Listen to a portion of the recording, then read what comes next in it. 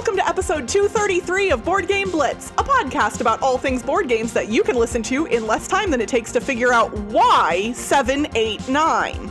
Board Game Blitz is sponsored by Grey Fox Games. This week, we're talking about the true cost of board games. First, we discuss a couple games we've played recently, Top Tier and Bag of Chips. Then, we talk about how US tariffs might affect the board game industry. And now, here are your hosts, Ambie and Crystal. Recently, I got a review copy of Top Tier. This is a party game from Indie Boards and Cards, designed by Amar Zomba, Dom Korzecki, and Tyler Otsuji. Not sure how those are pronounced, but Top Tier is a party game. It's a cooperative party game. It says about ranking everyone and everything. So it's like a tier ranking party game. You know, tier ranking like S tier, A, B, C, and D. All those tier ranking things that you do online. This is a party game with that. So the game is one person is going to get this tier card that has like the S, A, B, C, and D. And it's a whiteboard dry erase thing. And then they're going to secretly get a category card. And the categories are like, who would be the best Disney princess? Or who would be the best wingman? And so there's a big deck of these category cards. So they'll write it here, but everyone else does not know what that is. And then everyone else is going to come up with 8 contenders. So like these are like characters, people. They could be people you know, or famous characters, or fictional characters, or animals. So like anything. And so they come up with 8 of those, and then the person will rank them or tier list them. It's not ranking because you don't put like one above the other. You just these are in this tier and these are in this tier. So then they'll do that. So people will come up with the names without knowing what the category is. So the names are just kind of like random. They also give you a list of names that you can use if you can't think of them on your own. Which so basically, like somebody could say like Street Fighter contenders, and somebody could put like Flounder from The Little Mermaid, and you have to rank where Flounder would go. Yeah. So the category cards are all given ones. How good would they be at juggling 2 dates at the same time? And so Flounder would not be good at that. And then they have these cards that are just the letters of the categories, and you put those on the table. And then the person who ranked them puts these chips to show how many in each tier there are. So they say, okay, there's 3 in the S tier, there's 1 in the A tier, etc. And then the other players work together to put the ones in which tier they think it is. So it's like, okay, Flounder is obviously D tier, and the other ones, and like, wait, but then would this one be above this one? Or maybe this other one's in D tier because there's only 1 in D tier. And like, so there's some discussion there. And then you flip them over and see how many you got right. And you get points. We didn't really score. You get points for how many you got right in the correct tier. And then it says to keep playing until everyone has been the tier ranker person once, or until you're done having fun, until you're not having fun anymore or something. So it's one of those like play until you're done playing games. And so like we didn't really keep score either. We did get perfect the first one, not the other ones. But anyway, so this game, it was okay. It's kind of a similar feel to like a Wavelength type game where you're like the discussion had kind of a feel of that, where you're like discussing where things are in relation to other things. But I think that the tier ranking made it that less interesting than Wavelength or Ito, where you're comparing it directly to another thing. Like Flounder is better than this other D tier thing. Like in here, if they're both D tier, you don't care which one's better. But I like where it's more granular and you're like comparing them all. I think there's more interesting discussion in that. And then also for us, figuring out characters was kind of, it was okay. But like we ended up just reusing characters for the future rounds because like we got tired of that. You can just use the ones from here, but... I mean, it feels like if you are with a group of people who all have a very large shared knowledge of pop culture, that could be really interesting. But if even one person in the group doesn't have that same level of knowledge, then it's going to be less fun for them, right? Because they won't really be able to actively participate. Yeah, because like then there would be ones that everyone knows, but I didn't really know that well. Or like I've heard their name, but I don't really know much about them. Or then someone actually got confused about what someone was, like a historical person. Yeah, I guess it mostly matters if the person who's ranking them knows. So we had like the person who was ranking them veto the ones and like, okay, make a new one for this one and this one. Okay. And so, I could see a situation where you end up with like a whole bunch of characters or people that don't at all fit a category. And so then you kind of just have to like figure it out. And that could be a little awkward. I think most of the categories were like general enough. They're all things that people can do. So like the things that you're doing have to be characters like who can do things. Although we did like just Shark from Jaws, which I forget what category we got for that. I think it was surviving on a deserted island. And so it was in D tier because the shark, if it were on the island, it would just die. He wouldn't survive. So we put him in D tier. That's funny. It has funny stuff. But I think because like we have other party games that I think have that discussion that I like more, like Wavelength or Ito, which is a newer one that we've been playing. This one is not my top tier of party games. But yeah, I could see it being fun for people if maybe they like tier lists more or they like specifically characters and people, famous people and stuff, pop culture people. Like if they specifically like that, whereas I'm not as into people, like knowing lots of people and stuff. So yeah, that was top tier from Indie Boards and Cards, which I got a review copy of. Well, I recently have been playing a cute little game called Bag of Chips, which its packaging looks like a bag of chips. I remember seeing pictures of this. It's cute. And the tokens are little chip-shaped tokens too. So, and what's funny is, spoiler alert, I like the game and it's kind of quirky. And when I went to look up the details of this game on Board Game Geek for this episode, one of the designers, Theo Riviere, like that French designer whose games I just always happen to like, and I did not even know that this was his.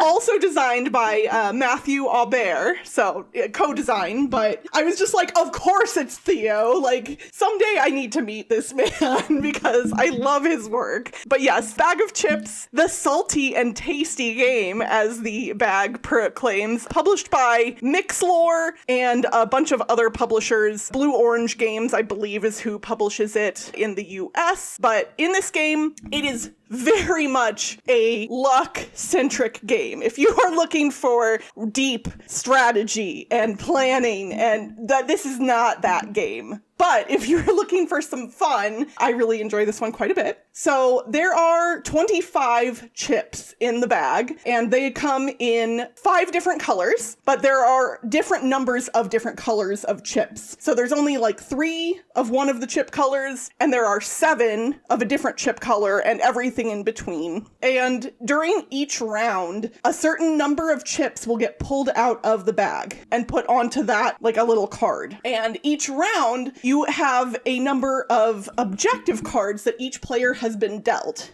And then as soon as you pull chips from the bag, you have to choose objective cards to discard out of your hand. And those objective cards show a bunch of different things. They are states that you want the game to exist in at the very end of the round, after you've pulled chips out of the bag 4 separate times. So, for instance, it might say that you get a certain number of points per yellow chip that comes out, just flat out points. Or it might say if there are 2 of every color of chip, once the round ends, you get a certain number of points. Or it might be if the last chip pulled is a certain color, you get points for that. And the point values on these objective cards vary wildly. There are some cards that could get you like 10, 20 points. And there are cards that will get you like 100 points. Those ones are obviously really tough objectives to meet. So you discard some objectives in the first 3 little parts of the round when you're pulling chips out of the bag. And then at the very last section of the round, you will have a total of 3 objective cards left in your hand, and you have to choose 1 to put on the red side and 2 to put on the green side. And this is important because this is right before the last 2 chips are pulled. And once those chips are pulled, you will score all 3 of those objective cards. If the objective was not met, nothing happens. But if the objective was met, then you either get the points for it if it was on the green side, or you lose the points for it if it was on the red side. So, like, the thing is, like, it's weird because early on, you might want to discard some of the, like, really tough objectives that have high point values. But if you hold on to those and, like, you can pull, like, you get lucky and one of them triggers, then you can get a lot of points. But then you have to put one on the red side, right? So, like, yes, you have to. So you don't want three cards in hand. That's not good. Yeah, you don't want 3 cards in hand that are all definitely going to happen because you will lose points if you do that. So it's an interesting, like, you want to keep stuff that's kind of like iffy, right? Like, oh, this could happen, but might not. And I always try and keep something that's like kind of low point value no matter what, because at least then if it goes on the red side, it won't be too bad if it scores. Each round, whoever scores the most points gets a little golden coin token, gets 2 tokens, and whoever scores the second most points gets 1, and the first player to get 4 of those little coins wins the game. So it can take a variable number of rounds, as few as 2, or as many as, I don't know how many, I guess depending on how much you distribute the wins each round. Very simple. I think this is definitely a game that you could teach to anybody. Again, like I said, no real hardcore strategic depth here, but it's fun. And those decisions where you're trying to decide, like, do I keep both of these objectives that have really high point values that could happen? Or sometimes you'll see one and you're like, oh, it wants all 3 of this one color to come out, and we've only got 2 chips left to pull, and there's none of them, so I can get rid of that. Like, sometimes it's easy and sometimes it's hard, but the game plays quickly as you would expect, and yeah, I like it. This is not one that I desperately need in my collection, but I really enjoy playing, and I'm happy that it's on Board Game Arena so I can play it digitally as well. So that is Bag of Chips. So if you're looking for a snack during game night, this one's a good one to snack on. So do you have the physical one? I don't. It's like one of those things where I'm like, this is a cute game to own, but I do not have a copy. Where would you store it? Because it's a bag, right? Like, yeah, that's a good question. This is one of those instances where I almost like, I'm happy that they didn't go with a traditional box, because there are some times when publishers have made weird packaging choices that didn't make sense, but this one totally does. If I were to get this game, I would want to like put a little like peg somewhere on my game shelf or on the wall next to the game shelf and get a chip clip and literally hang the game on a chip clip, cool, like near the shelf. Like, I think that would be a cute little, like, people would be like, what is that game? So that is how I suggest you store Bag of Chips if you acquire it, is get a chip clip that has a little hole in it and hang your Bag of Chips up. Good or idea. I guess you could store it in the pantry, and then when somebody comes over, say, don't do that. Don't put it. All of a sudden, your kids are like, man, Mom, these healthy chips you bought are really awful. Like, they taste horrible.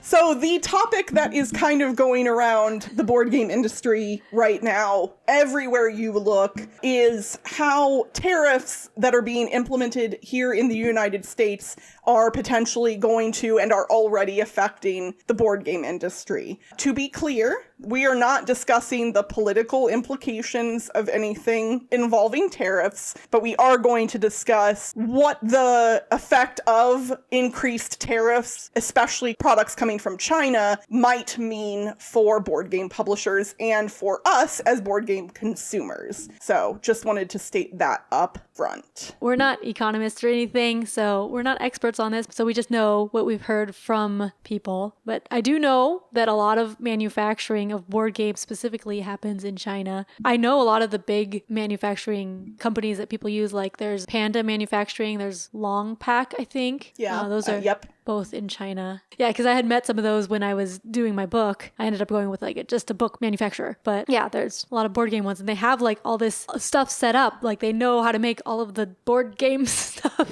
which is hard to make. And I think for anybody who has seen the evolution in board games over the past few decades, if you really think about it, it's kind of obvious that the people producing the components have gotten better at doing what they do. And that is for a variety of reasons, but doing it over time and learning how to do it better and improving those processes is part of that. And one of the arguments that people have made as to why this wouldn't affect board games as much would be like, oh, well, you could just open a manufacturing factory here in the United States. But the thing is that the materials and the components, like the actual, like the raw materials, also are part of the equation, and the shipping and distribution channels are also already all set up, and all of that has been built up over literal decades. Building a factory is one thing, but then having the infrastructure to support that factory is a much bigger undertaking than I think the average consumer usually recognizes. Yeah, and like even when I was looking at books, I was looking at printed in China versus printed in the US, and I was trying to find one that was printed in the US just so like shipping would be easier. But then the board books that were printed in the US, well, first of all, like when I was doing it, they weren't open for business. Also, like I think they get the actual blank book paper, like that stuff from China, and so increased prices there would affect the downstream no matter what. So, and whether the global economy should be so reliant on a single country or not is definitely a bigger topic, but this is the way the global economy has been built. Like, this is the way it exists currently. Whether that is right or good is not the current issue. It is for especially small board game publishers. Currently, there are people already getting laid off from their jobs. There are publishers who have shipping containers on the water right now who are bringing games over from overseas, who were expecting to pay a certain amount for those games when they arrived, and will now be paying a significantly larger amount of money to get those games off of a boat. And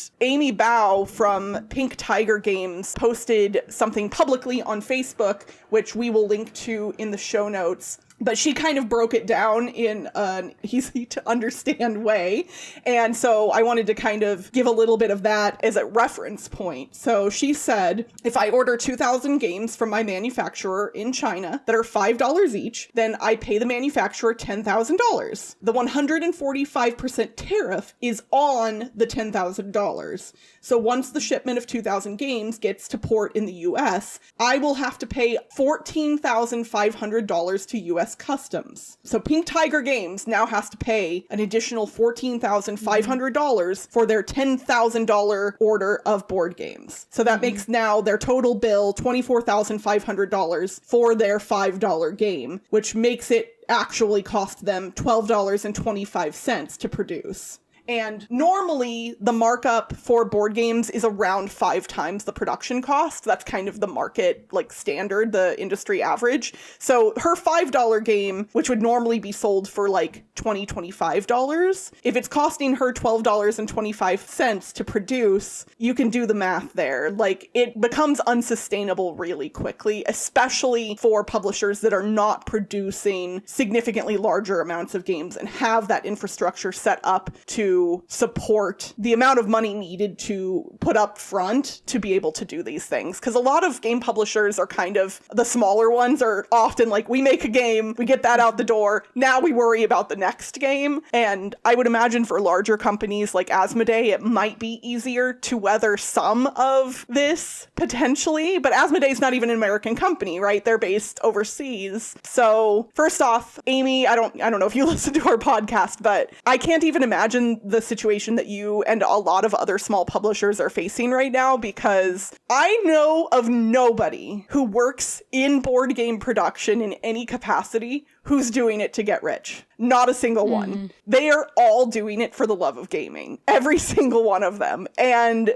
this has the potential to put a lot of publishers out of business. And that breaks my heart. Because I think a lot of the creativity and innovation that we've seen in board games, especially over the past like 20, 25 years, has been as a result of more individuals being able to get into the game. Yeah, a lot of the modern hobby is like indie publishers or like self-publishers, or people who love board games designing a new board game or thinking of new things. And like even the big publishers in board games are like indie publishers compared to other industries. Oh yeah. So and then even for consumers, so it'll be harder for publishers potentially to produce games and then get them over to the States. It'll be harder for us as consumers to buy games on our own from overseas, because in theory, then that could affect us. It'll be harder to get those like imported games. Like I love ordering games from overseas, like from Japan and things occasionally, and that might become more difficult. And then there's a whole other industry that will also potentially be affected, and that would be friendly local game stores here in the United States, which have been, I would say, blossoming over the past couple of decades. And a lot of their business is predicated on selling board games. And if people aren't able to make as many board games, then we run the risk of losing out on some of those game stores as well if the market starts to dry up. So I don't think that gamers are going to stop wanting games, but if there aren't as many being produced, then... Or if they get just, like, too expensive. That's true. And that's the thing. Yes. Board gaming is already a little bit of a luxury hobby. Now, it's... When you look at it kind of, like, from a 30,000-foot view, it's not as bad as some people make it out to be, because, people will be like, oh, a $60 board game, that's ridiculous. But when you compare it to, say, going to the movies... 4 people going to the movies will cost the same amount of money as a single board game. And so, how do you compare one form of entertainment to another? But board games are not cheap to buy already for many people, especially those who are not already privileged and have disposable income. And so if they get more expensive, the hobby risks becoming even more insular and less welcoming to new gamers, because it will be prohibitive for them to even attempt to join the hobby. Like if they look at the shelves and every game is $100 or more, who wants to start that hobby?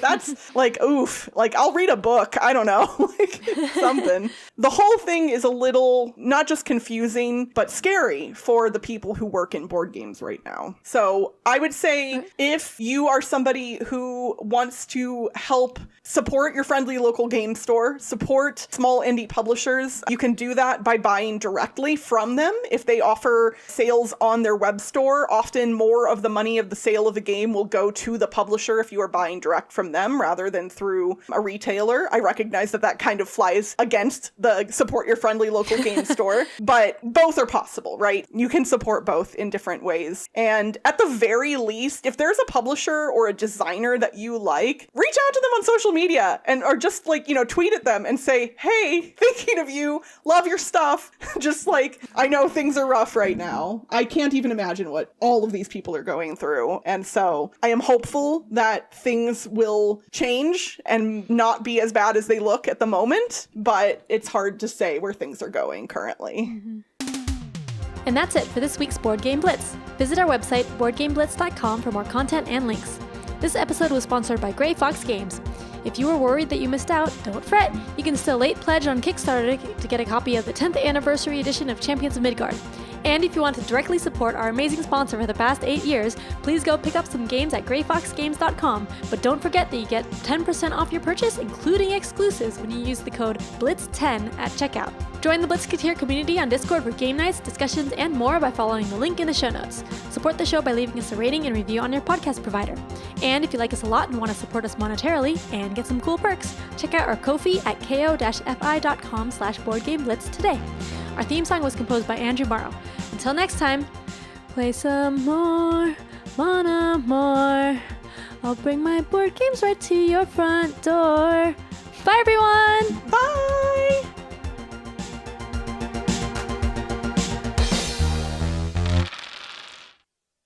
So people will come up with the names without knowing what the category is?